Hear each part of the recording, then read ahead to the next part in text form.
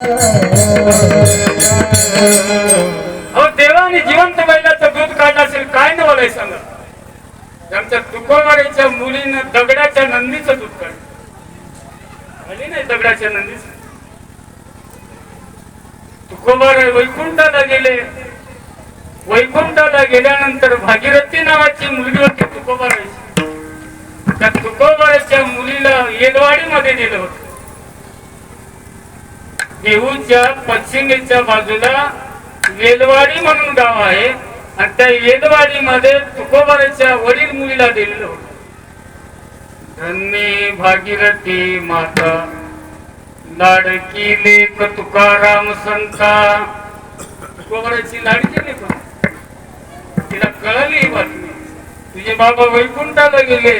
वैकुंठाला गेलेली ही बातमी कळल्याबरोबर ती रडू लागली. म्हणजे बाबा कसे गेले ते वैकुंठ. बाबा गेले पुण्या गावा. बाबा गेले पुण्या गावा. बाबा गेले गावा. बाबा गेले पुण्या गावा. बाबा गेले पुण्या गावा.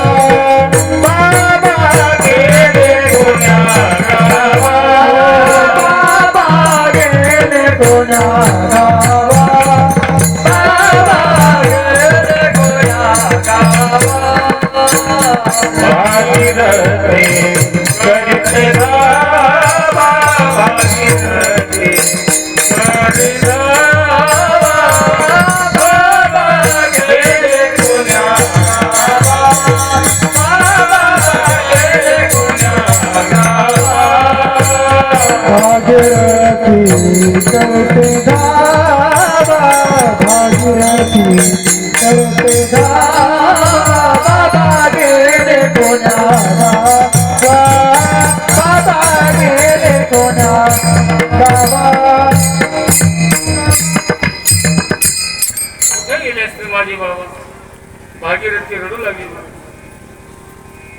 सगळ्या घरची मंडळीने सांगितले तिला. सासू सासऱ्याने सांगितले तुझे बाबा गेले वैकुंठाला. ते येऊ शकत नाही. पुष्कळशे गेले वैकुंठाला. ते आले का बाबा? बहुत जणे गेली आली नाही. मागोती आली नाही.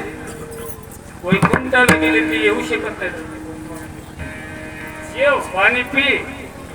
जेवायलाही तयार नाही. पाणी पिण्याकरता तयार नाही. माझ्या जगण्याला काय अर्थ आहे? भागीरथी विचार केली. सगळे घरचे माणसं रात्रीला झोपलेले होते. 12 वाजता रात्री 12ला उठली आणि इंद्रायणीच्या डोहामध्ये जीव देण्याकरता आली. इंद्रायणीच्या कडेवर आलेली आहे. इंद्रायणीमध्ये उडी मारून पाण्यामध्ये जीव देण्याकरता तयार झालेली आहे. भगवान पंढरीला चिंता उत्पन्न झाली.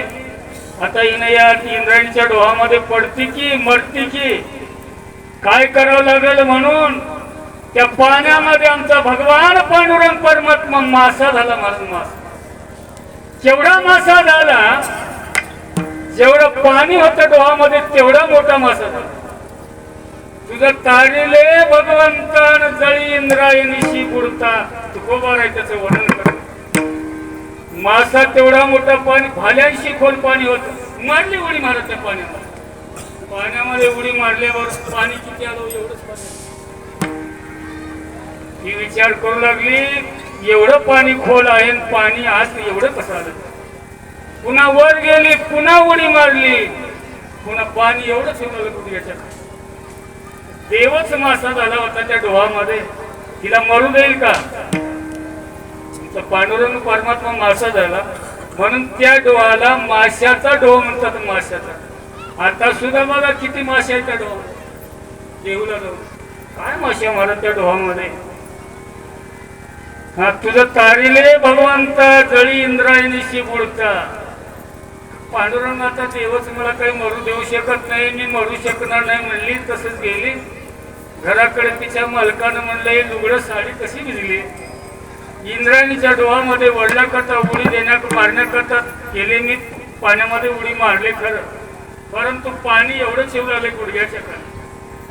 तिला कळालं की पांडुरंगच झाला.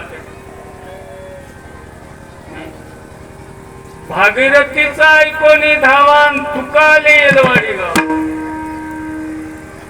मला स्वतः तुकोबर आहे वैकुंठावून आले स्वतःच्या मुली करता. फाल्गुन मध्ये पंचमीशी तुकाले येलवाडीशी. फाल्गुन महिन्यामध्ये पंचमीच्या दिवशी तुकोबर आहे स्वतःच्या मुलीसाठी वैकुंठावून आले. काय नवलं. घरची मंडळी सगळी शेताकडे गेलेली होती. भागीरथी दारामध्ये झोपलेले माझे बाबा कुठे गेले असतील. बाबा गेले कोण्या गावात भागीरथी करी तशी धावा. तू करू लागली. रडत असताना दुःखी होऊन रडू लागले. अन्न नाही ना पाणी नाही विचारलं. तुकोबारा वैकुंठावून आले. भागीरथी मी आलोय म्हटल्यावर खडबडून उडली. गळ्याला मिठी मारली. काय सांगता येईल. कुठून आलात बाबा तुम्ही. वैकुंठावून आलो.